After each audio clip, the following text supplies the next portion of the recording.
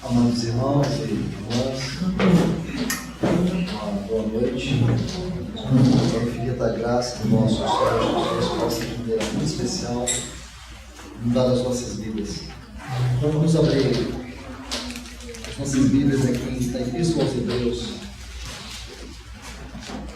Vamos tomar aqui mais uma vez o nosso texto áudio, capítulo 10, vamos ver os versículos 19 e 25. Vamos ver se a gente consegue caminhar um pouquinho mais hoje, né? Hebreus capítulo 10, versículo 19 e 25. Portanto, irmãos, tendo inteira liberdade para entrar no lugar santíssimo, pelo sangue de Jesus Cristo. Versículo 25. Não deixando de nos congregar, como é costume de alguns, mas exortando-nos, tanto mais quanto vedes que aquele dia se aproxima. Oremos. Pai, no nome do Teu eterno Filho Jesus, é neste santo, grande e poderoso nome que nós oramos, pedindo, Senhor, que Teu Espírito Santo venha trazer direção à Tua palavra, que a unção e a vida do Teu Espírito venham sobre a Tua palavra as nossas vidas. Que essa palavra ela possa nos alimentar, porque nós necessitamos da vida da Tua palavra. Senhor, vem pelo poder da Tua palavra e toca aquelas áreas secretas, escuras do nosso próprio coração. Essas áreas que nós muitas vezes guardamos e as mantemos fechadas, as 7 chaves. Mas somente a Tua palavra pode desmascarar. Somente a Tua palavra pode penetrar. Somente a Tua palavra pode romper todos os grilhões que nos aprisionam, Senhor. Queremos sentir que Teu Espírito Santo está trabalhando em nossas vidas nessa noite.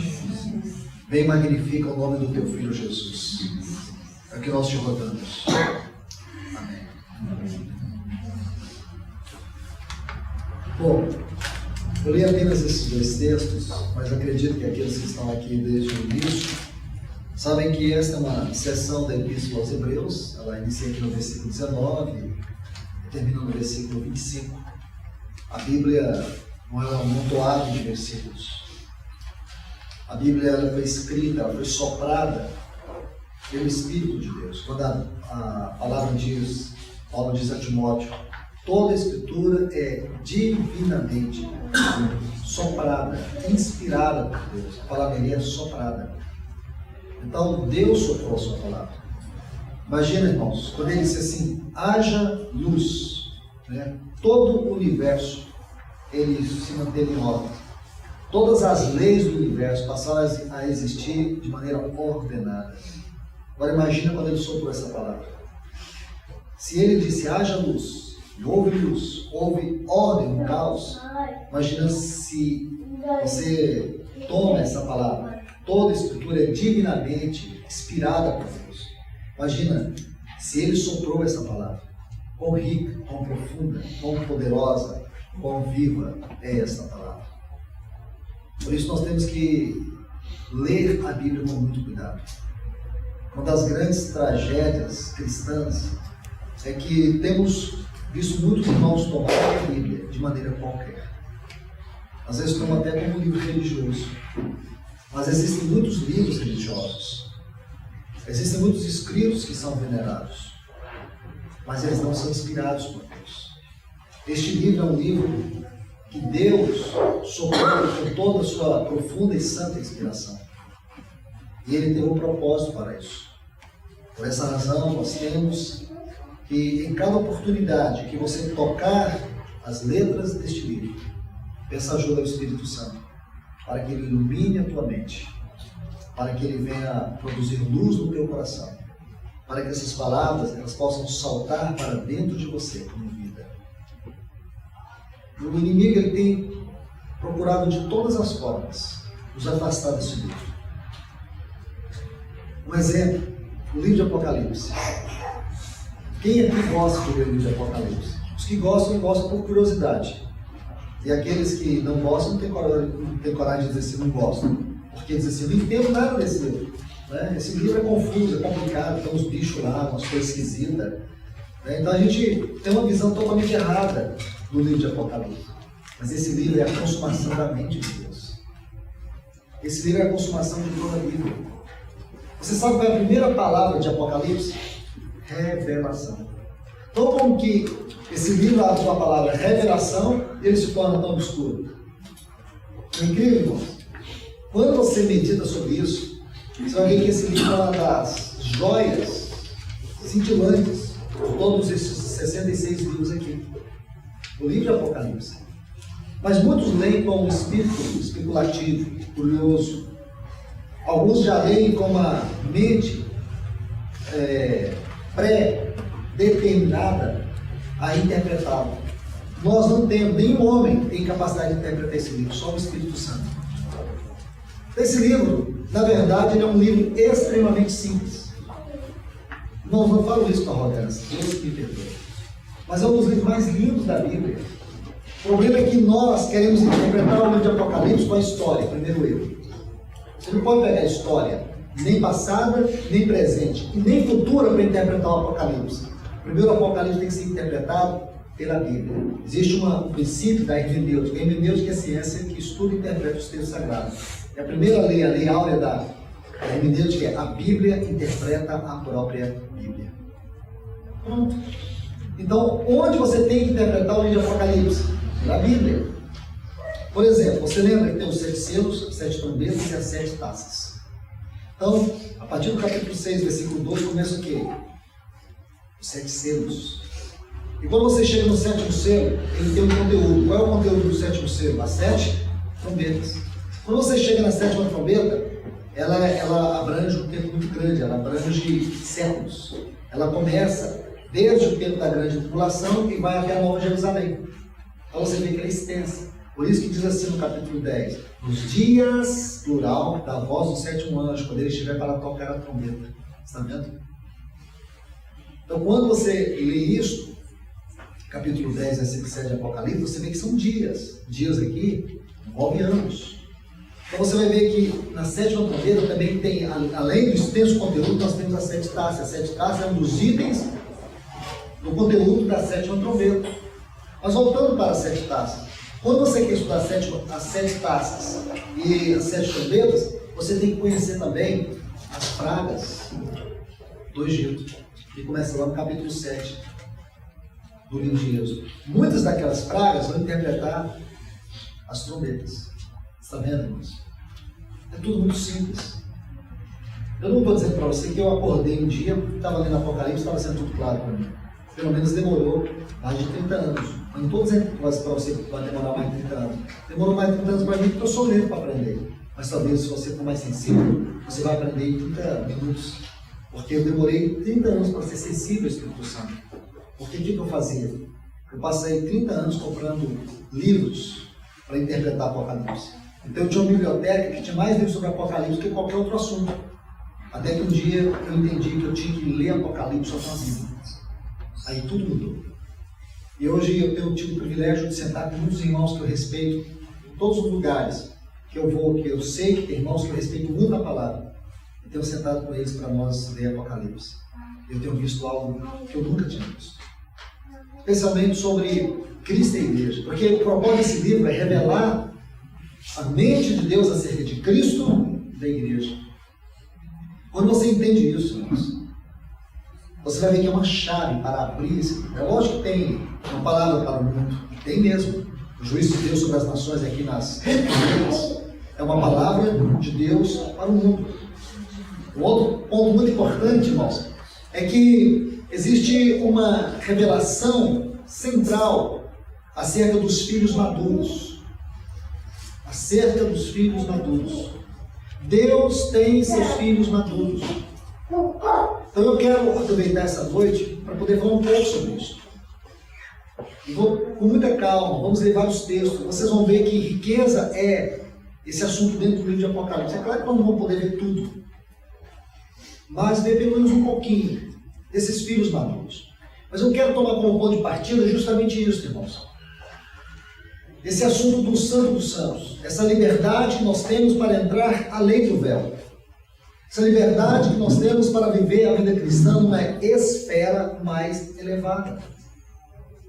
Nós não podemos pensar na igreja, irmãos, como eu disse ontem para vocês, como uma coisa pequena. Pensar na igreja como uma denominação, como uma religião, como um grupo institucional, como movimentos. A igreja é muito mais do que tudo isso. A visão da igreja, à luz da palavra, é de um organismo vivo, constituído de membros e não de indivíduos. Há uma diferença entre membros e indivíduos. Então, membros, quando você pensa em membros, a analogia que Paulo usa é sempre o nosso corpo.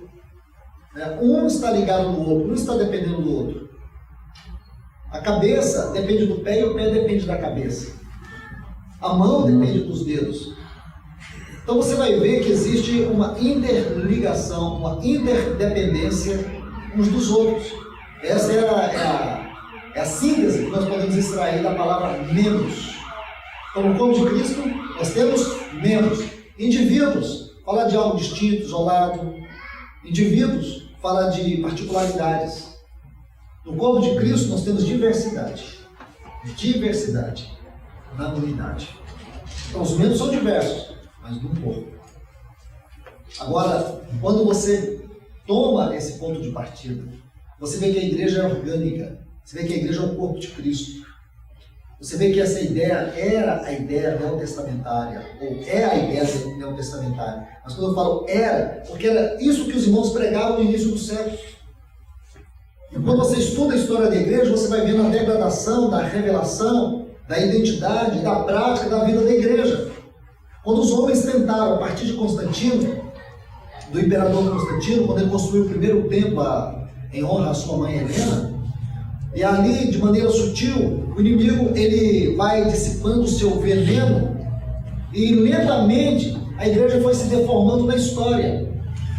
Quando você chega ali por volta do ano 390, quando Teodósio, que foi um imperador convertido, diferente de Constantino, que batizou um pouco antes de falecer, mas Teodósio não. Mas a igreja tinha adquirido uma personalidade bem diferente daquela de Atos dos Apóstolos.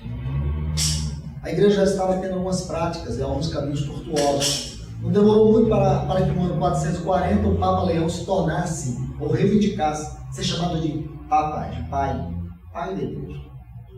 Se você volta um pouco mais aí, volta no ano 100, perto do ano 200, você vai ver que a igreja, na antiguidade, ela estava dividida em alguns centros. Jerusalém, Antioquia, Alexandria, Constantinopla e depois, também Roma e depois Constantinopla. Então estas eram as regiões aonde a igreja funcionava como centros da obra. E depois, sabe o que acontece? Nestes centros da obra, a igreja, a liderança era formada por uma pluralidade. Se você tomar a palavra presbíteros, plural, sabe quantas vezes ocorre no Novo Testamento? 14. 4 vezes você vai encontrar a palavra presbítero, singular. Nessas 14 vezes, sempre existe uma referência ao exercício do ministério. Essas 4 vezes são referências particulares e pessoais. E não são referências ministeriais. Quando Pedro fala a si mesmo como presbítero, com eles, ele estava dizendo ancião, porque a palavra presbítero é o sinônimo da palavra, a tradução da palavra ancião. Escute isso. Vou dar um exemplo muito especial para você entender essa palavra. O exemplo está em Atos dos Apóstolos, capítulo 20, versículo 17. Quando Paulo está em Mileto e ele manda chamar, olhem bem, os presbíteros de Éfeso. Ele estava em Mileto, mandou chamar os presbíteros de Éfeso.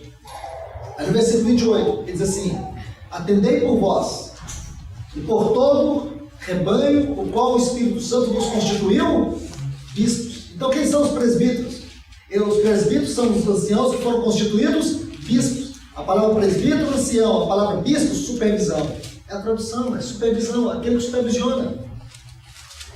O qual o Espírito Santo nos constituiu bispo para pastorear. Qual é a função dos anciãos, dos irmãos mais velhos? Supervisionar e pastorear. Quantas vezes você vai encontrar a palavra pastor no Novo Testamento? Você vai encontrar em João 10, o Senhor Jesus falando a si mesmo como pastor. Não é verdade? Você vai encontrar em Hebreus 13, você vai encontrar em Pedro, sempre a referência ao Senhor como supremo pastor, como grande pastor, como bom pastor. E depois você vai encontrar em Efésios, capítulo 4, os 5 ministérios: apóstolos, evangelistas, apóstolos, profetas, evangelistas, pastores e mestres, tendo em vista o aperfeiçoamento dos santos. Então veja bem, você vai encontrar o ministério pastoral. Ele existe, mas é o ministério dos anciãos. É um ministério plural, não é um ministério individual, onde um existe para poder mandar os outros. Não, o ministério existe com função de servir o corpo. Entende, irmãos? Se você encontrar uma mensagem dessa diferente da Bíblia, você me fale, porque não existe. O propósito do ministério é servir. Mas nessas comunidades que eu estava falando, os anciãos, os presbíteros, eles entenderam que deveriam escolher dentre eles um que os representasse. E aqui está o fracasso. Porque nessas 5 cidades que eu acabei de mencionar, Jerusalém, Antioquia, Roma, Alexandria e Constantinopla, não demorou muito para que em cada uma delas tivesse um bispo acima dos presbíteros. Lembra quando o Senhor fala assim para a igreja de Éfeso e também para a igreja de Pérgamo, Apocalipse capítulo 2? O Senhor diz assim para a igreja de Éfeso, que eles tinham entre eles lá quem? Os Nicolaitas. Lembra? Depois em Pérgamo ele fala dos Nicolaitas. Sabe o que significa essa palavra Nicolaitas? Vem de 2 vocábulos, Nical e Laos. A tradução é dominando o povo comum. O Senhor estava dizendo que ele abominava os Nicolaitas. O Senhor abominava que na sua igreja tivesse alguém com o propósito de dominar. Dominar. Mas Cristo é o cabeça da igreja. Ele tem um governo por meio dos anciãos. Mas os anciãos, eles não existem para esmagar a igreja, para fazer a igreja de jeito da maneira deles. Eles estão aqui para expressar o governo de Deus sobre a igreja. O governo do Espírito Santo na igreja. Está aqui para levar os membros, como diz Paulo em Efésios 4:12, para o desempenho do serviço, para a edificação da igreja. Vamos pegar o texto certinho. Ele fala assim, ó, 4:11, ele concedeu-os para apóstolos, profetas, evangelistas, pastores e mestres, tendo em vista o aperfeiçoamento. Essa palavra aperfeiçoamento ela foi infelizmente mal traduzida. A palavra aqui é equipar. Tendo em vista equipar os santos para o desempenho do serviço, para a edificação do corpo de Cristo, até que todos cheguemos à unidade da fé, do pleno conhecimento do Filho de Deus, à perfeita varonilidade, à medida da estatura de Cristo. Está vendo para que serve o ministério? Vamos levar os membros ao desempenho do serviço. Mas para que tem servido o ministério hoje? Para tornar os membros clientes religiosos. Para que serve o ministério hoje? Para manipular as pessoas a pensarem como eu quero. Para que serve o ministério hoje? Para dominar as pessoas, mantê-las debaixo de um jugo. É assim que tem servido o ministério. Mas esse não é o ministério da Bíblia, irmãos. O ministério do Senhor Jesus, aquele que era o evangelista, o apóstolo, o evangelista, o profeta, o pastor e o mestre, ele é que constitui esses homens com o propósito de que estes homens possam levar todo o corpo a servir, a igreja a amadurecer. Sabe por que a igreja não amadurece? E você leva anos, e você, quando olha para os irmãos, você encontra ainda uma mentalidade infantil e pequena. E isso, irmão, Satanás tem todo interesse, porque quanto mais medíocre for a igreja, quanto mais minimizada ela estiver da realidade espiritual, mais o inimigo sutilmente vai mantê-la debaixo de um estado de escravatura, vai mantê-la num empobrecimento espiritual. E assim, irmãos, nós não vamos alcançar o propósito de Deus. Como mendigos, nós permaneceremos. Esse não é o desejo de Deus, irmãos. A vida cristã é a lei do véu. Nós temos um chamado glorioso, um chamado rico, um chamado vivo. Entende? Os anos estão passando. E o propósito do inimigo é o quê, irmãos? Roubar os anos de vida que Deus tem nos dado. Olha o Salmo de número 90, versículo 6. Ensina-nos a contar os nossos dias para que alcancemos um coração sábio. E qual é o propósito do inimigo aqui? O propósito do inimigo é destruir o nosso vigor espiritual. É manter você aprisionado. Aí você vive a sua geração toda e o que você descobre? Que você não frutificou. E você sabe, irmãos, que Deus só conta aquilo que nós vivemos para Ele. O que você vive fora da vontade de Deus, para Deus é como se você não existisse. Quer que eu te dou 2 exemplos? Vou te dar 2 exemplos. 2 exemplos importantes. Se você ler o capítulo 4 do livro de Gênesis, você vai ver a genealogia de Caim. E quando você vê o capítulo 4 de Gênesis, a genealogia de Caim, você só vai ver assim, que alguém gerou alguém, e depois esse alguém foi gerando outro alguém, e assim sucessivamente. Você não vai ver anos de vida contabilizados ali.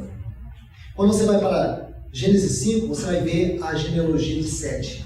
Aí vai dizer que Adão viveu tantos anos e gerou Sete. Sete viveu tantos anos e gerou, e assim sucessivamente. Você vai ver anos de vida contabilizados. Por que não existem anos de vida contabilizados na geração de Caim? E existem anos de vida contabilizados na geração de Sete? Porque para Deus, a geração de Caim é uma geração morta. É uma geração que não viveu para Ele. É uma geração que existiu, mas não viveu. Diferente da geração de Sete. Porque os anos foram contabilizados. Mas deixa eu colocar mais um exemplo disso. Gênesis capítulo 16, versículo 16. Diz que Abraão tinha 86 anos quando gerou Ismael. O versículo seguinte, já é o capítulo 17, versículo 1. Diz assim, olha esse que ler na sua Bíblia, vamos ler. Melhor vocês lerem. Capítulo 17, versículo 1. Está vendo aí? Então vamos lá. Encontraram? Tinha Abraão 99 anos. Está vendo aí? Pode dar uma olhada. Apareceu-lhe o Senhor e disse, eu sou o Deus Todo-Poderoso. Anda na minha presença e ser perfeito. Então, se você junta os 2 textos, qual a conclusão que você pode chegar? Depende. Se você colocar os 2 textos, estão juntos, de um para o outro, você vai ver que 13 anos da vida de Abraão sumiram.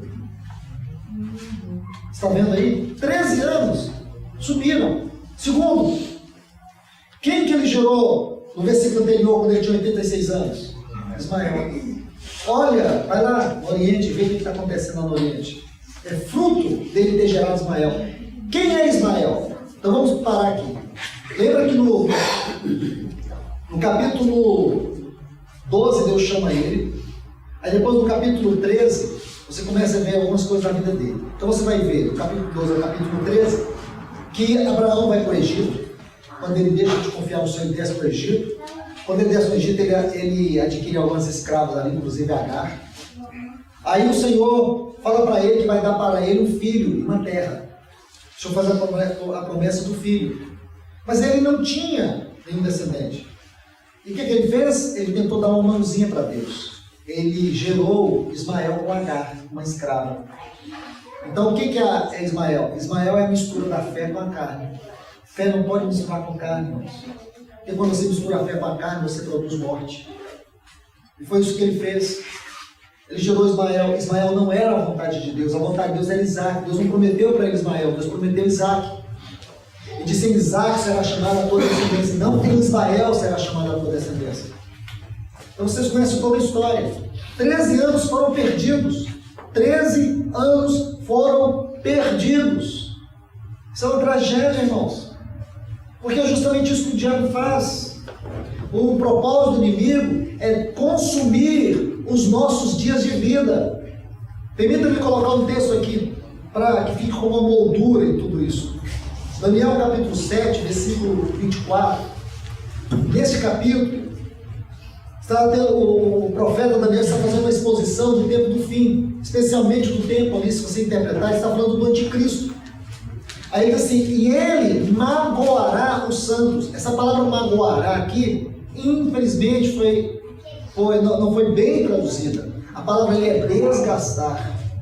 E é justamente isso que nós vemos, esse espírito do anticristo que está inserido em toda forma de sistema do mundo, com o propósito de quê, irmão? De nos desgastar, de nos aprisionar. O ano termina e você olha e diz, meu Deus, eu não fiz nada. Você está pensando em você. E se você pensar em Deus, o que você tem feito para Deus? Qual tem sido a tua ocupação nas coisas espirituais? Qual tem sido, na tua consciência, a verdadeira luz acerca do chamamento celestial, da vocação celestial? Parece-nos que muitos cristãos, eles estão vivendo como o mundo vive. E como viviam os antigos epicureus, comamos e bebamos que amanhã morreremos. Eles perderam a noção do propósito eterno de Deus. É uma tragédia você estar vivo e não conhecer a vontade de Deus. É uma tragédia uma pessoa morrer e nunca ter experimentado a vontade de Deus. Essa é a maior tragédia. Não é a morte a maior tragédia. A maior tragédia é ter vivido e não ter conhecido a vontade de Deus. Isso é sério, irmãos. E digo isso para ajudá-los a refletir sobre a vida que vocês estão vivendo. Em que parte você está do plano de Deus? Em que parte você está do propósito eterno de Deus? Será que você entende o propósito de Deus mesmo na tua vida? Será que você consegue tocar nisso? Será que as lutas, os problemas, as limitações não têm sido o trombone de Deus para nos despertar? Será? Muitas coisas que têm acontecido conosco não tem sido uma maneira do Senhor tentar chamar a nossa atenção para Ele. Então, irmãs, quando esse escritor aos Hebreus fala que nós temos inteira liberdade para entrar no lugar santíssimo. O lugar santíssimo aqui é o lugar do trono, da glória de Deus, o desfrute mais elevado da vida cristã. Paulo traduz isso para nós em Efésios 2,6 e diz que ele nos fez assentar com Cristo nos lugares celestiais. Essa frase, lugares celestiais, não existe nos melhores textos originais. A frase aí é nos mais altos céus. Então, ele nos fez assentar nos mais altos céus. E você pensa, mas peraí, eu estou aqui, como que eu posso dizer que eu estou lá? Aí nós lemos Colossenses 3, você se lembra? Diz que nossa vida está oculta com Cristo. Pensai nas coisas lá do alto, onde Cristo está sentado à destra de Deus. Irmãos, ele entrou por nós. Hebreus 6,20 diz que ele entrou por nós. Ele abriu um vivo e novo caminho. E nós podemos entrar. Nós podemos desfrutar, mesmo nesse corpo limitado. Mesmo ainda nessa terra. Nós podemos entrar. Nós podemos desfrutar. Porque nós chegamos no momento crucial da história da humanidade. Nós chegamos no momento mais importante da história da humanidade. Você sabia disso? Chegamos. Vou dizer uma coisa para vocês. A Bíblia tem 31.124 versículos aproximadamente. Se você estudar a Bíblia, você vai descobrir que existem mais de 8.117 versículos que falam de profecia na Bíblia. Então nós podemos chegar à conclusão aí que 27% da palavra de Deus é profecia. Quando você estuda sobre a vinda do Senhor Jesus, as duas vindas, a primeira e a segunda, você vai descobrir que existem 600 fatos proféticos que tratam da primeira e da segunda vinda de Jesus, nosso Senhor Jesus. Então você sabe que os fatos proféticos que trataram da primeira vinda, todos se cumpriram. E você sabe quantas profecias que faltam se cumprir? 20. 20 profecias. Só faltam 20 profecias se cumprir. Isso é glorioso, irmãos. Imagine isso. De 600 eventos proféticos, só faltam 20. Eu posso dizer para vocês que boa parte dessas profecias elas se darão no tempo da grande tribulação no final. Estão vendo? Escute isso. Isso é muito sério. Nós estamos esperando ocorrer de maneira decisiva 3 profecias talvez. Só 3. Só 3. E aí? O que você vai fazer? Você vai jogar a Bíblia fora? Você vai virar as costas para ela? Você vai dizer que eu estou errado? O que você sabe disso? Então, pelo menos uma coisa você sabe. E se você não sabe, então você vai tentar provar que eu estou errado. Você vai estudar sobre essas profecias. Vai estudar sobre as profecias. Você vai chegar a essa conclusão. Só faltam 20. Nós estamos vivendo a última fase. E o que Deus está fazendo nesse tempo, irmãos? Ele está chamando a sua igreja de volta para Ele. Ele está falando de maneira muito direta à sua igreja. Ele está tirando a igreja de toda forma de estrutura, de homem, e concentrando ela aos pés, debaixo do senhorio do Senhor Jesus. Ele está colocando a igreja de volta debaixo do nome do Senhor Jesus. O Senhor Jesus disse assim lá em Mateus capítulo 18, versículo 20: onde estiver 2 ou 3 reunidos em meu nome. É isso que ele está buscando. Aquela palavra que eu usei para vocês aqui ontem, antes de ontem, epsinagogue, que está aqui não deixando de nos congregar. Então, quando você começa a entender isso, você descobre que nós estamos vivendo um momento crucial. Segundo, Deus está reivindicando a sua igreja. Ele está chamando os seus. Ele está fazendo como que um censo. Vou mostrar essa palavra agora para vocês. Ele está fazendo como que um censo. Ele está nomeando esses filhos maduros. Irmãos, escute. Nós temos que ler um texto aqui. Aqui em Romanos capítulo 8, a partir do versículo 19. Entender algo aqui, muito sério. Depois vamos lá para o livro de Apocalipse um pouco. Vamos ver aqui Romanos capítulo 8, versículo 19. Não sou eu, mas os maiores eruditos da Bíblia dizem que esse capítulo 8 da Epístola aos Romanos é um dos maiores capítulos da Bíblia, um dos mais profundos que existe. É interessante que não há nenhum outro capítulo na Bíblia onde você mais vai encontrar a menção do Espírito Santo. Não há outro lugar onde você encontra mais menções do Espírito Santo a não ser nesse capítulo 8. Onde o Espírito de Deus é mais mencionado. Também é um capítulo dividido em várias seções. A primeira seção vai do versículo 1 até o versículo 11. Vai falar sobre a vida do Espírito. Depois do versículo 12 até o versículo 17, vai falar sobre os herdeiros de Deus em Cristo. Depois do versículo 18 até o versículo 27, vai falar sobre o propósito de Deus através dos filhos maduros, os ruiós. A gente vai conhecer um pouco dessa palavra. Então vamos ler alguns textos aqui. Paulo diz assim: porque considero que as aflições do tempo presente não são comparáveis com a glória vindoura. Quero que vocês observem essa frase, glória vindoura, que há de ser manifestada entre nós. E vocês observar essa palavra entre nós. Versículo 19: pois a ardente expectativa da criação aguarda a revelação dos filhos de Deus. Vamos parar por enquanto aqui. Eu quero que vocês entendam que nessa sessão Paulo vai falar sobre a glória do nosso chamamento. A glória do nosso chamamento. O propósito eterno de Deus quanto ao nosso chamamento. Irmãos, antes que o nosso Senhor Jesus Cristo volte, algumas coisas vão ter que acontecer. Primeiro, o Evangelho do Reino será pregado em testemunho a todas as nações. Segundo, Deus vai julgar as nações deste mundo. Deus julgará as nações. Haverá o julgamento de Deus sobre as nações. As 7 trombetas, elas foram escritas para poder falar sobre o julgamento de Deus sobre as nações. Da primeira à 6ª trombeta você vai ver isso. O julgamento de Deus sobre as nações. Outra coisa que vai ter que acontecer. Deus, ele vai pegar Satanás, vai esmagar Satanás e aprisionar ele por 1000 anos. E vai estabelecer o seu reino.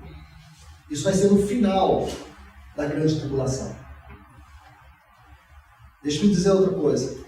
Deus vai restaurar todas as coisas. E Ele vai trazer todas as coisas de volta ao encabeçamento de Cristo Jesus, para que Cristo Jesus tenha preeminência sobre todas as coisas. Então a gente vai falar sobre esses pontos. De maneira bíblica, é claro. Não vou ficar aqui jogando palavras por lá. Vou mostrar para vocês isso. Irmãos, veja bem. Olhe bem, esse capítulo 8 vai tratar disso. Como Deus vai restaurar todas as coisas. Mas antes, Permita-me colocar 2 versículos para vocês. 2 versículos. O primeiro está em Atos dos Apóstolos, capítulo 3, versículo 21. Esse texto diz assim, Pedro está pregando, então ele vai fazer uma referência ao Senhor Jesus. Ele diz assim, que o céu o detenha até o tempo da restauração de todas as coisas. Ele está falando do Senhor Jesus. Se você observar no contexto aí, ele vai estar falando do Senhor Jesus. Pode até ler, se você quiser. Então ele está falando do Senhor Jesus, ele diz que os céus o detenha até o tempo da restauração de todas as coisas. Significa que o nosso Senhor Jesus ele está detido nos céus pelo propósito eterno de Deus, até que todas as coisas sejam restauradas. Agora nós precisamos de um texto que vai complementar este e que vai levar-nos a entender de maneira mais amplificada. Efésios capítulo 1, versículo 10. Esse texto está assim. De fazer convergir nele, na dispensação da plenitude dos tempos, todas as coisas, tanto as dos céus como as da terra. Glória a Deus. Alguns textos, irmãos, da Bíblia, eles possuem palavras ou frases que são chave para abri-los. Como nesse texto tem uma palavrinha que é convergir. Está vendo aí? A tradução dessa palavra significa trazer todas as coisas e colocar os pés no cabeça exaltado. É uma palavra extensa no original. E a tradução dessa palavra é reunir novamente, ou trazer novamente todas as coisas e colocar aos pés do cabeça, porque nessa palavra tem uma expressãozinha que é kefa, anda, kefa, lá e mai. Então tem a palavra kefa, cabeça, kefa. Efésios 1:10, você vai ver isso. Então um dia, quando todas as coisas forem restauradas, Deus vai restaurar todas as coisas. Atos 3:21. E Ele vai trazer de volta todas as coisas. Ele vai colocar todas as coisas aos pés do cabeça exaltado, para que Cristo tenha, como está em Colossenses, Cristo tenha primazia e preeminência sobre todas as coisas. Está vendo, irmão? Isso vai acontecer. Isso terá que acontecer. Efésios diz isso. Romanos 16:20 está assim. E o Deus de paz esmagará Satanás debaixo dos vossos pés.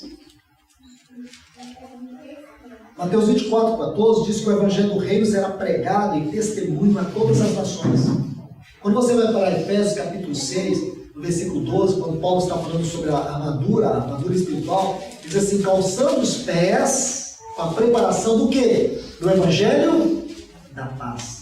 Então, com este evangelho, Satanás será desmascarado e esmagado. E Cristo vai ter toda a centralidade, toda a glória, através de quem? Da sua igreja. A pergunta que eu fiz ontem para vocês, a igreja é uma coisa pequena, irmãos? Não é mesmo. A igreja é algo sublime, algo da mente de Deus. É o homem corporativo, o novo homem de uma nova criação, sendo Cristo cabeça em nós, os seus membros. Paulo viu isso, irmãos. Paulo viu. Lá em Atos 9, naquela visão no caminho de Damasco, quando ele caiu, ele ficou cego, mas ele viu aquilo que ele chamou no capítulo 26 de visão celestial, no versículo 19. Eu não fui desobediente à visão celestial. Ele viu, ele perguntou, quem és tu, Senhor? Porque não sabia quem era. Ele podia pensar em qualquer outra pessoa, menos que aquela pessoa fosse Cristo, porque para ele Cristo estava enterrado e sepultado, e enterrado lá em Jerusalém. Aí ele ouve aquela voz e diz assim, eu sou Jesus. Essa palavra eu sou para ele foi a palavra mais forte que ele já tinha ouvido na vida dele. A primeira palavra mais poderosa que Paulo pôde ouvir foi essa, eu sou. Sabe por quê? Porque Paulo, como diz Filipenses 3, ele era um fariseu dos fariseus. Ele era membro do Sinédrio. Ele era um radical. Se havia um povo radical, eram os fariseus. Paulo era dos fariseus, ele era dos radicais, ele era o mais radical. Paulo era aquele que interpretava a lei ao pé da letra. Entende? Ao pé da letra. E ele era incisivo. Então, quando ele ouviu essa expressão, eu sou, porque para ele eu sou, como fariseu que ele era, só existia um. E os fariseus eram tão radicais nisso que eles jamais ousariam usar a primeira pessoa do presente do indicativo para eles mesmos. Eles nunca diziam, eu sou Paulo. Não diziam. Porque para eles eu sou, só havia aquele de Êxodo 3. Eu sou o que sou. Aquilo para eles era uma religião. Aí agora alguém aparece para eles e diz assim, eu sou Jesus. Sabe como que está traduzido isso? Está assim, Ego Emi Yeshua. Irmãos, aquilo para ele foi tudo. Eu sou Jesus. A quem tu persegues? Quem que Paulo perseguia? A igreja. Então naquele dia ele entendeu que quem persegue a igreja de Cristo, toca em Cristo. Que a igreja de Cristo em Cristo são os que grande é esse mistério. Mas eu me refiro a Cristo e a sua igreja. Lembra? Efésios 5? Os dois tornaram uma só carne. Deixará o homem, seu pai e sua mãe, se unirá a sua mulher, e ambos se tornarão uma só carne. Grande é esse mistério. Qual o mistério de Cristo e a igreja se tornar uma só carne? Isso é lindo demais, né, irmãos? Porque essa é a igreja. E ela não é uma coisa qualquer. Ela não é invenção de homem. Pedro viu ela lá no capítulo 10 de Atos. Ele estava lá no terraço, orando. De repente ele viu um lençol invertido, trazendo todo tipo de animal, que ele, como judeu, religioso, abominava, porque Pedro ainda era religioso. Isso tem uma coisa, irmãos, que nos impede da revelação da igreja, a nossa religiosidade. Lá no capítulo 10, Pedro ainda estava religioso, né? Ainda estava judaico. Aí agora ele vê o lençol invertido, trazendo todo tipo de animal que ele abominava. Aí Deus diz assim, mata e come. Ele diz, eu, Senhor, como que eu vou comer aquilo que o Senhor considerou imundo? Está vendo? E a visão veio de novo. Até que ele entendeu quando a porta bateu e estava vindo um pessoal lá da casa de Cornélio, Cesareia. Aí, quando eles contam para Pedro, ele entendeu, irmãos, que aquele lençol invertido é uma figura da igreja. Ele entendeu que a igreja é celestial. A igreja não é fruto de judaísmo. A igreja não é fruto de hinduísmo que tem, não, irmãos. A igreja é fruto da mente de Deus. Ela vem do céu para a terra. É constituída de pessoas como nós, irmãos. Pessoas que os judeus rejeitam. As pessoas olham para nós, nunca vão nos entender, irmãos, porque a nossa vida é um mistério mesmo. Não dá para entender. Não dá para entender. O caminho da graça no nosso coração é algo insondável para a mente humana. Então, aqui você vai ver o que Paulo viu, o que ele entendeu, o que é a igreja. É algo fabuloso, fantástico, impressionante. Esse povo que está aqui na terra, esse povo precisa entender o seu chamamento. Então agora, depois que nós vimos esses dois textos, vamos continuar aqui, Romanos 8. Olhem bem, irmãos. Glória a Deus. Olhem bem o que ele diz, porque considera que as aflições do tempo presente não podem ser comparadas com a glória vindoura. Essa glória vindoura, alguns podem traduzir como a glória eterna. Não é. Não é, irmãos. Por que eu digo que não é? Porque o próprio contexto vai afirmar para nós, vai mostrar para nós, vai revelar para nós que não é. Ele não está falando da glória dentro da eternidade. Essa glória vindoura é a glória do nosso chamamento. Essa seção do capítulo 8 aqui é a mais profunda de todas as sessões. Então eles estão falando da glória vindoura, uma glória que vai ser revelada entre, e não em. É entre nós. Agora ele vai dizer sobre essa glória. Ele fala assim, a ardente expectativa da criação aguarda a manifestação dos filhos de Deus. Ele vai usar aqui uma linguagem figurada. Essa expressão, essa frase, ardente expectativa. A tradução dessa frase do original dá a ideia é o seguinte, de uma profunda ansiedade de alguém que espera uma outra pessoa. Talvez você já passou por isso, de ir no aeroporto, numa rodoviária, e estar aguardando alguém com muita ansiedade. E aí vem aquela multidão e você fica assim olhando para ver se aquela pessoa aparece logo, e ela não aparece, e a ansiedade vai aumentando. Esta é a ideia dessa frase, ardente expectativa. A pessoa fica procurando se aquela pessoa chegou. Então ele está dizendo que a criação está aqui, irmãos, ansiosa, esperando quem? A ardente expectativa da criação aguarda a manifestação dos filhos. Você está vendo aí? Se você for muito cuidadoso na sua leitura aqui de Romanos capítulo 8, você vai ver que na sessão anterior, muitas vezes Paulo vai usar a palavra filhos, né? Versículo 16, porque o Espírito testifica com o nosso Espírito que somos filhos de Deus. E você vai ver em vários lugares, versículo 14, porque todos que são guiados pelo Espírito, esses são filhos de Deus. Se você pegar a palavra filhos aqui, ela tem um termo no original, que é teknon. E esse termo fala de uma criança, um bebezinho, procedente, que foi gerado do pai, totalmente dependente. Então fala de um bebê totalmente dependente do seu pai. Mas quando ele usa a palavra aqui, aguarda, pois a ardente expectativa da criação aguarda a revelação dos filhos de Deus, a palavra filhos aqui já não é tecnó, é ruios. Ruios. Aqui já fala de filhos maduros.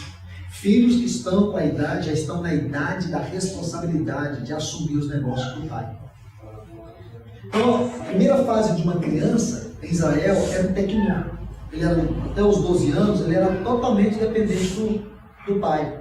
Mas depois, a partir dos 12 anos, ele era conhecido como filho da lei. Ele já começava a adquirir uma maturidade. Aos 30 anos, quando ele completava os 30 anos, ele já deveria assumir a responsabilidade dos negócios do seu pai. Então, dos 12 aos 30, é a preparação do filho para poder assumir responsabilidade. Por isso que Jesus, você vai ver com 12 anos, depois você vai ver ele com 30. Porque aos 12 ele se tornou um filho da lei. E aos 30 ele se tornou um filho responsável. Está vendo aí, irmãos? Ele começou o ministério dele com 30 anos. Está vendo isso? E agora nós temos que compreender que o Espírito Santo, ele está nos levando ao quê? A perfeita varonilidade, a medida da estatura de Cristo. O que é a medida da estatura de Cristo? A medida da estatura de Cristo tem um aspecto aqui, não estou falando de todos, mas um dos aspectos é a responsabilidade. E aqui está falando disso. A expectativa da criação aguarda a manifestação dos filhos de Deus. Por que a criação aguarda a manifestação dos filhos de Deus? Aí vai dizer, está vendo aqui, ó? Porquanto, versículo 20, essa palavra porquanto é uma cláusula explicativa. Porquanto a criação ficou sujeita à vaidade. A palavra vaidade aqui é nula, sem sentido. A criação perdeu o seu sentido. A criação, irmãos, ela foi criada para a glória dos filhos de Deus. Mas hoje, ela está sendo devastada. Olha as mudanças climáticas, olha as reações da criação. Os jornais têm publicado isso constantemente. O que está acontecendo? É a criação manifestando a sua angústia. Ela sofre com dores de parto, ela está gemendo. Está vendo isso? Por quê, irmãos? No início não era assim. Lembra de Gênesis, capítulo 1, quando Deus criou os céus, a terra, criou tudo. A terra era como um paraíso, irmãos.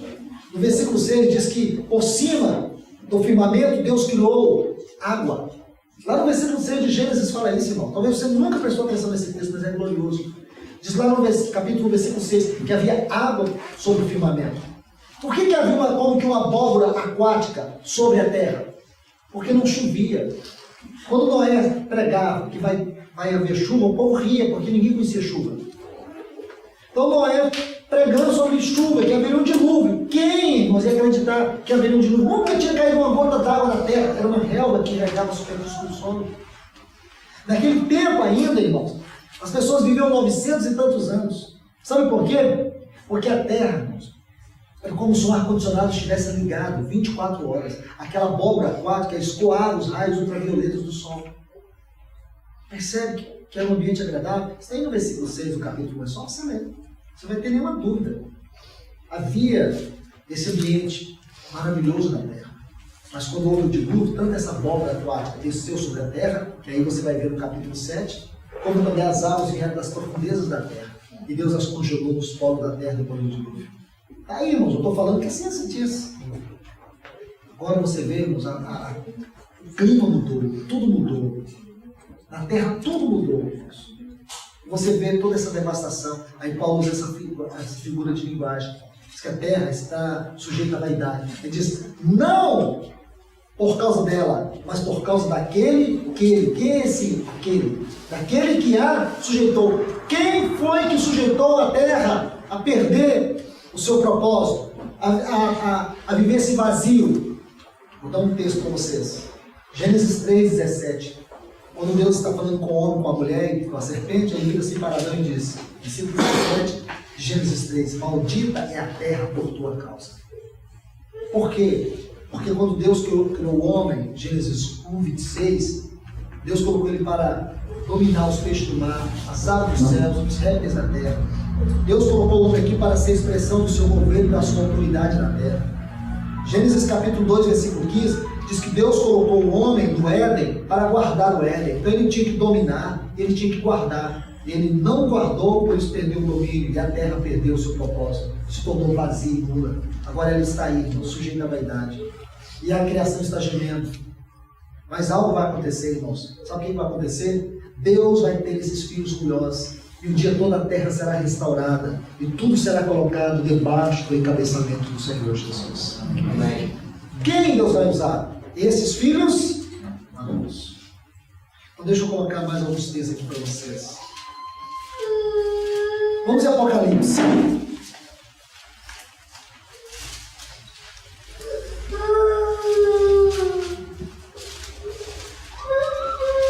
Apocalipse capítulo 6.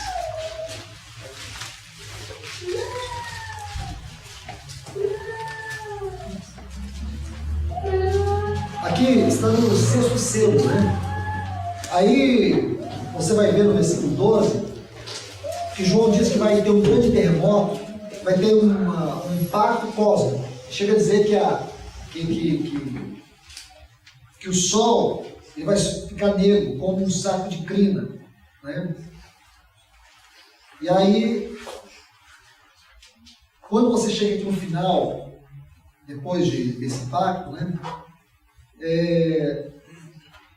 Aí no versículo 14, ele fala, primeiro vai falar do impacto cósmico, depois ele vai falar no versículo 14 do impacto na terra, no céu e na terra ainda, né? Aí o versículo 15, que eu quero mostrar para vocês até o 17, diz assim: os reis da terra, os magnatas, os ricos, os tribunos, os poderosos, todo o servo, todo o livre, esconderam-se nas cavernas, entre as rochas dos montes, e diziam aos montes e às rochas: caí sobre nós, escondendo do rosto daquele que está sentado sobre o trono e da ira do Cordeiro. Porque grande é o dia de sua ira, e quem poderá estar de pé? Está vendo que tem uma pergunta aqui? Quem estará em pé? Se você estiver anotando, eu vou te dar alguns textos para você estudar juntamente com essa frase. Por exemplo, Joel, capítulo 2, versículo 11. Malaquias, capítulo 13, versículo 2. E por último, Lucas, o capítulo 21 e o versículo 36. Se você ler todas essas passagens, vai falar a mesma coisa, vai ter a mesma pergunta. Quem é que vai estar em pé? Irmãos, não existe nenhuma pergunta na Bíblia sem resposta. Toda interrogação na Bíblia tem uma resposta. Então você vai ver que o capítulo 6 de Apocalipse termina com uma pergunta. Aí logo em seguida começa o capítulo 7. Como disse para vocês, não foram os apóstolos, não foram os escritores da Bíblia que dividiram a Bíblia em capítulos. Isso foi feito em 1227. Então, observe que agora começa o capítulo 7. Esse capítulo é muito importante. Ele diz assim: depois disso, vi 4 anjos de pé sobre 4 ângulos da terra, que retinham os 4 ventos da terra, para que não soprasse vento algum sobre a terra, nem sobre o mar, nem sobre as árvores alguma. Então você vai depois descobrir que esse vento aqui não é um vento no sentido natural, mas é o vento do juízo de Deus. Aí o versículo 2, é muito importante esse versículo, diz assim: também vi outro anjo que subia onde sai o sol, ou então na sua Bíblia está assim, do nascente do sol. É isso que está aí na sua Bíblia? Irmãos, permita-me dizer, essa frase não está em conformidade com o texto original. Não está.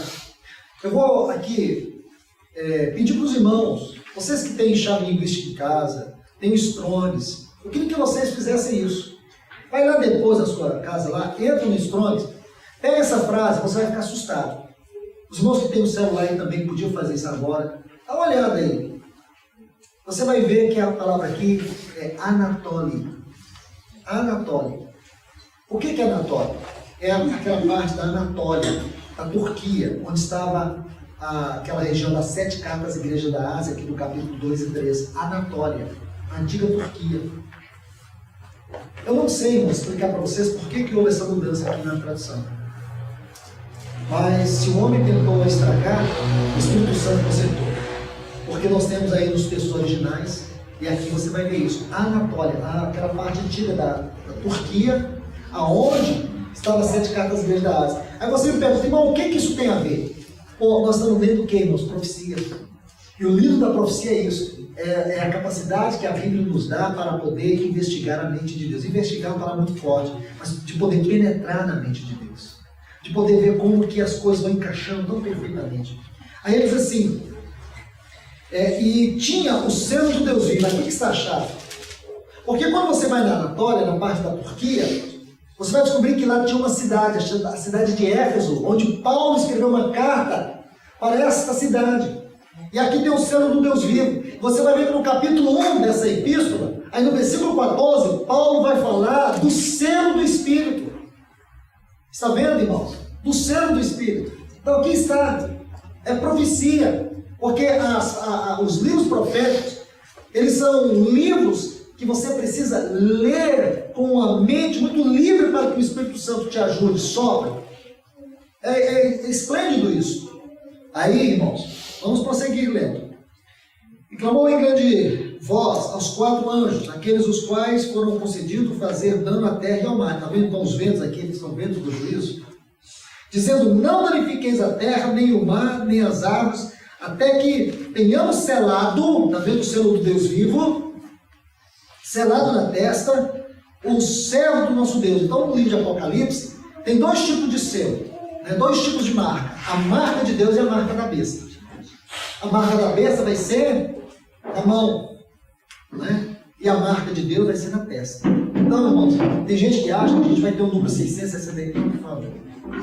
Nada disso. Nós sabemos que esse é um número místico, é um número profético, é um número que fala de controle absoluto. É um número que o selo fala de posse.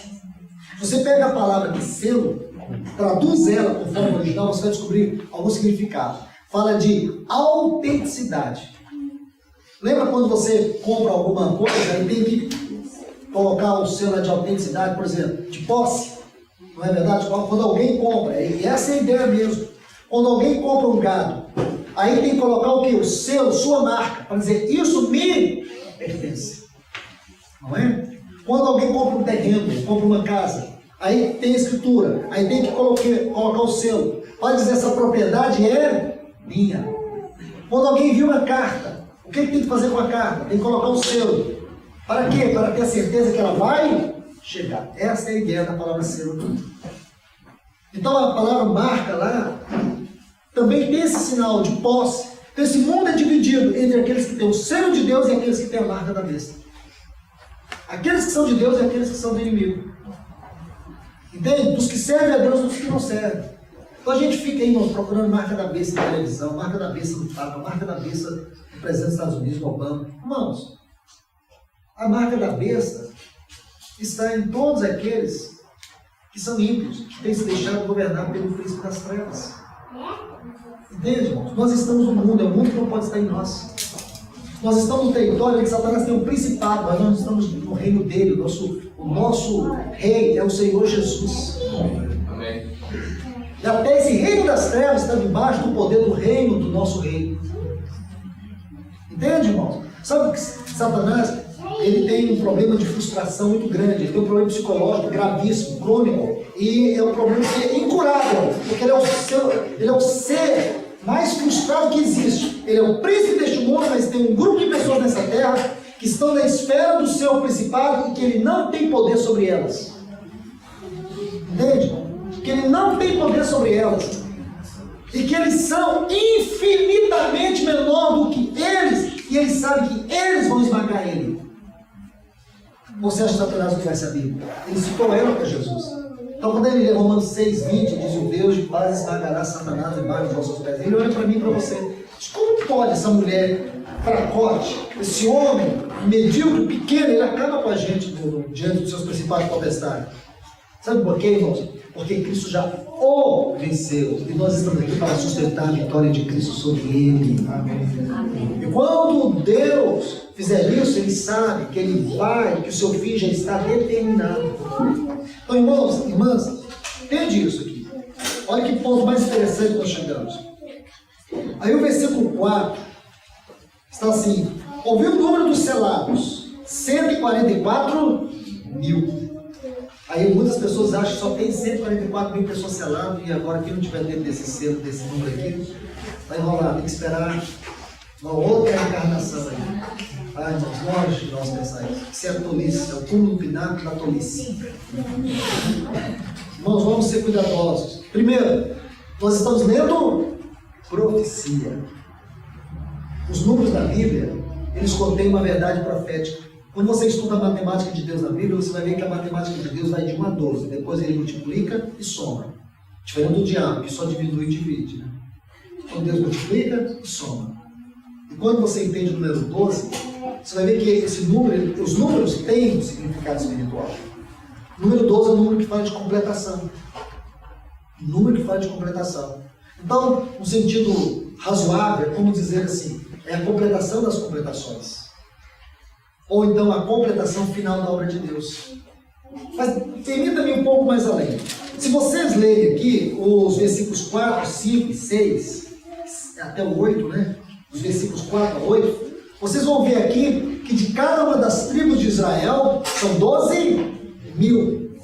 Então 12 vezes 12, vezes 1.000, 144. Não é? Então, espere aí, vamos devagar com isso. Primeiro, você vai ver que no capítulo 14 nós temos mais uma vez esses 144.000. Quando você vai lá no 144.000, já não vai dizer que é das 12 tribos de Israel, diz que esses 144.000 no capítulo 14, eles são quem? São seguidores do Cordeiro onde quer que ele vá. Está vendo? E quando você toma esse número 144, você vai para o capítulo 21 de Apocalipse, você vai ver as medidas da Nova Jerusalém. Os fundamentos da Nova Jerusalém. Mais uma vez você vai encontrar lá esse número na Nova Jerusalém. Então, capítulo 7, capítulo 14, capítulo 21. Então, não dá para você dizer que é um número fechado. É um número profeticamente representativo. Guarde isso. Esse 144.000 é um número profeticamente representativo. Mas deixa eu colocar mais um ponto aqui. Irmãos, veja isso aqui. Quantas tribos tinha Israel de maneira representada? A gente fala 12, mas tinha duas a mais, lembra? Os filhos de José, Manassés e Efraim. Então 14. Mas deixa eu fazer uma pergunta dentro disso. Vocês notaram que duas tribos não estão mencionadas aqui? Viram? Dan e Efraim não estão aqui. Estão faltando duas. Isso é significativo. Mas uma outra pergunta. Quem era o primogênito de Israel? Rúben. E quem aparece aqui em primeiro lugar? Judá. Você se lembra que Rúben se deitou com Bila, a concubina de seu pai? Em 1 Crônicas capítulo 5, diz que o Senhor, porque Rúben deitou com a concubina, o reino foi tirado dele e foi dado para Judá. Porque ele era o primogênito. O primogênito tinha direito a 3 bênçãos. Qual era o direito do primogênito? O reino, o sacerdócio e a porção dobrada da terra. Quando o pai repartia a posse da terra, o primogênito recebia a porção dobrada. Então, quando Rúben pecou, o reino ele perdeu para Judá, o sacerdócio ele perdeu para Levi e a porção dobrada da terra ele perdeu para José. Porque aí Moisés deu a porção dobrada para os 2 filhos de José. Então, está vendo que nós não podemos ver nada no sentido literal, que é profecia, irmãos. É profecia. Então, guarde isso aqui, porque é o que o Senhor quer nos mostrar, irmãos. Se você vai para o capítulo 2 e 3 do livro de Apocalipse, tem a mensagem às 7 cartas às igrejas da Ásia. Éfeso, Esmirna, Pérgamo, Tiatira, Sardes, Filadélfia e Laodiceia. Você vai ver que ao final de cada uma dessas cartas tem uma palavra: aqueles que venceram. Esses que venceram são esses filhos maduros. Os filhos maduros são aqueles que vencem. São aqueles que vão sustentar o testemunho da vitória de Cristo em sua geração, em sua localidade. Se toda a igreja perde a visão, se toda a igreja perde o seu chamamento, mas esses vencedores não podem perder. Eles são aqueles que sustentam o testemunho de Cristo numa geração e numa localidade. E Deus está chamando a sua igreja para isso, para sustentar o seu testemunho na nossa geração e numa localidade. Então, por favor, quando você vê isso aqui, fica muito claro que Deus está nos chamando de volta. Deixe-me colocar 2 textos para fundamentar isso aqui. O primeiro está aqui em Números capítulo 1. Números capítulo 1.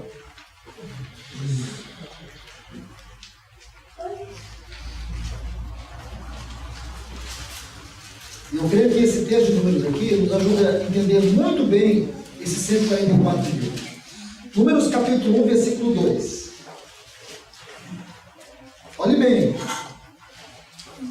Esse capítulo aqui de Números ainda está lá no Monte Sinai. Depois de 3 meses que Israel saiu do Egito, você lembra disso? Eles saíram lá de Ramsés, aí caminharam, eles caminharam até o Monte Sinai, a 12ª estação. Então ali eles ficaram durante um período muito grande, 11 meses e 6 dias. Eles ficaram ali. E ali Deus falou com eles, e aqui eles estão entre o Monte Sinai. Aí está assim: tomai censo de toda a congregação dos filhos de Israel, por suas famílias, pela casa de seus pais, anotando o nome de todos os varões, um por um, da idade de 20 anos para cima, todos os que podem sair à guerra em Israel, a esses contareis os seus exércitos, tu e Arão. Então agora eles vão definitivamente entrar no deserto. Amém? Havia se passado 3 meses. Então quando eles foram para o Sinai, Deus está, se você observar, do capítulo 1 até o capítulo 10 de Números, Deus está ordenando a marcha. Agora Deus vai introduzir eles de maneira ordenada na caminhada, na peregrinação. Então, irmãos, nesse momento Deus diz para Moisés: faz um censo, mas eu quero que conte. É para contar. Eu quero saber a quantidade de homens prontos para a guerra que tem em Israel, de 20 anos para cima. Isso quer dizer que somente aqueles que estavam aptos para a guerra, somente aqueles valentes, somente aqueles que estavam dispostos e preparados para guerrear é que podiam ser contados, os outros não. Por isso, irmãos, aqui está o número 144.000. Vou colocar mais um texto aqui. Números 26.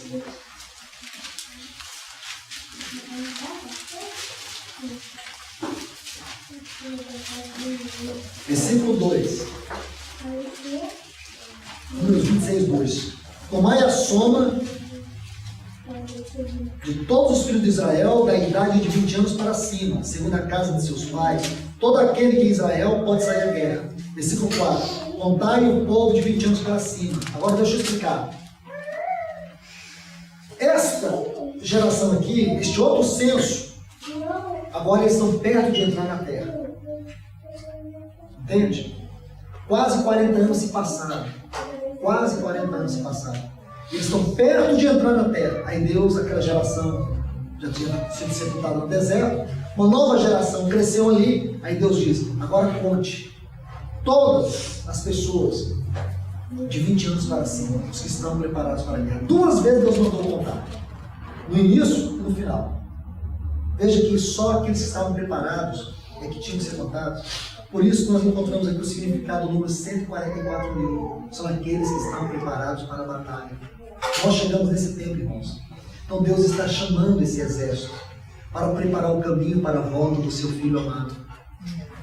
Irmãos, veja bem, como que o inimigo tem nos distraído, como o inimigo tem nos aprisionado, como o inimigo tem nos mantido no cativeiro.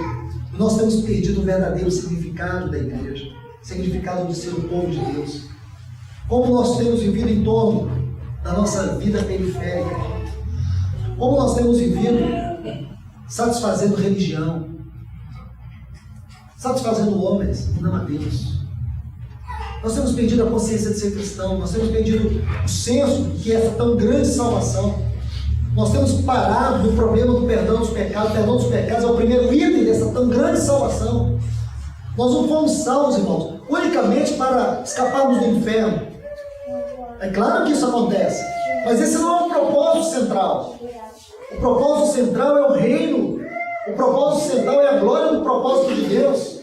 Então, muitos de nós nos perdemos nisso, irmãos. O novo nascimento não é ser religioso. O novo nascimento é ter realidade de vida. Quando o Senhor Jesus fala em João 3 sobre o novo nascimento, ele diz que nós temos que ver o reino de Deus. Se você não vê o reino de Deus, você não sabe o que é o novo nascimento. O novo nascimento significa entrar no reino, ver o reino. Então, irmãos, isso é muito sério. Porque a igreja tem estado perdida na superficialidade da espiritualidade e na periferia do seu chamamento. Ela não tem compreendido os caminhos mais elevados de Deus. E é isso que o Senhor está fazendo, irmãos. Então Ele está trazendo a sua igreja de volta. Ele está chamando a sua igreja de volta. Ele está falando conosco de maneira clara. Se eu e você não ouvir, se nós não dermos ouvido, falo para você, irmãos.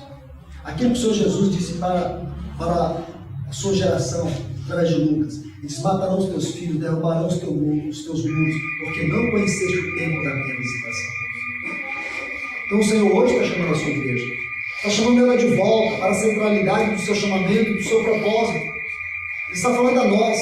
Eu sei que nem todos vão ouvir, mas eu creio piamente que esses filhos maduros, eles vão se levantar.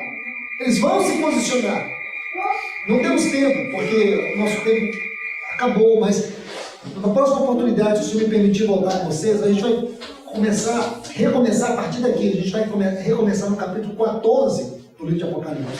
Entender agora os 144 mil ali, no capítulo 14. E a gente vai ver que aqueles 144 mil que estão ali no capítulo 14 tem tudo a ver com aquilo que está lá em 2 Crônicas 11, quando fala da conquista de Sião. Porque você vai ver que existe um quadro montado ali no capítulo 14. Nosso Senhor Jesus Cristo sobre o Monte Sião. E o Monte Sião é uma figura desses filhos maduros. De maneira que, se Israel, tipologicamente falando, fala da igreja de maneira geral, o Monte Sião, no poderoso nome de Jesus, o teu filho amado. Amém.